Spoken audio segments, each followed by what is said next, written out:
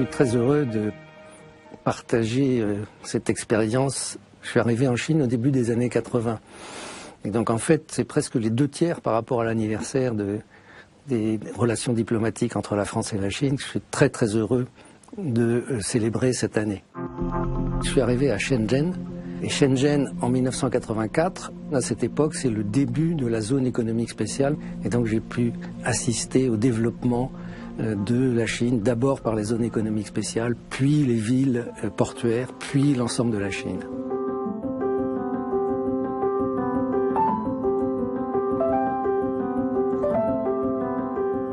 La transition énergétique est évidemment un sujet majeur pour l'ensemble du monde, mais je pense que la France et la Chine, ils jouent un rôle particulier et ils ont une responsabilité particulière.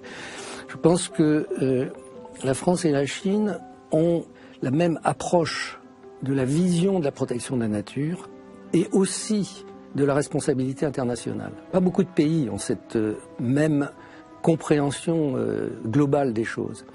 Alors évidemment, l'un des domaines de coopération majeurs entre la France et la Chine, ça a été le nucléaire, qui est évidemment l'énergie la plus appropriée pour la transition énergétique, puisque c'est la plus propre et qui ne produit pas de gaz à effet de serre, et qui est aujourd'hui la plus pilotable et la plus utile.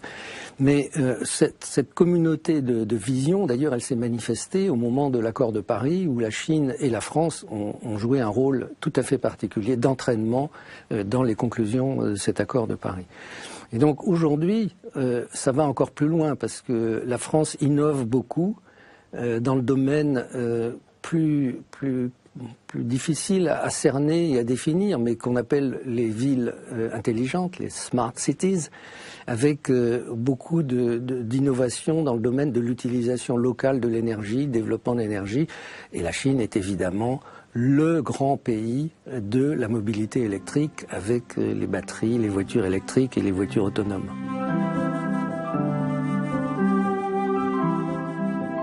Qu'est-ce que j'espère ? L'intérêt général, il est général au-delà des frontières et des pays. Et donc, ce que je souhaite, ce que je peux dire pour nos relations bilatérales, c'est j'espère que la France et la Chine vont retrouver le chemin d'une véritable coopération. Ce que j'espère, c'est que l'environnement géopolitique ne va pas empêcher la France et la Chine de s'apporter mutuellement les bénéfices qu'elles peuvent espérer l'une de l'autre.